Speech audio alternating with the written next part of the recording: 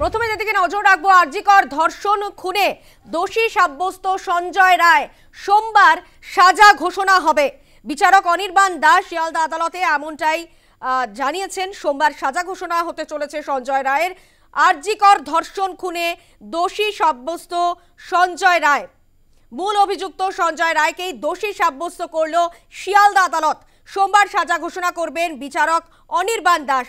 CBI অপরাধ পেয়েছে সঞ্জয়ের বিরুদ্ধে অপরাধের প্রমাণ, এবং প্রতিবারের মতো এবারেও সঞ্জয় রায় তিনি কিন্তু বলেছেন যে আমাকে ফাঁসানো হয়েছে, অপরাধ করলে রুদ্রাক্ষের মালা ছিঁড়ে যেত,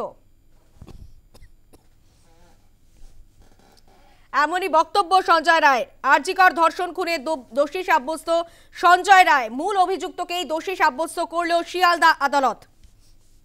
আদালতে দাঁড়িয়ে আবারও নিজেকে নির্দোষ বলে দাবি করেন সঞ্জয় রায়।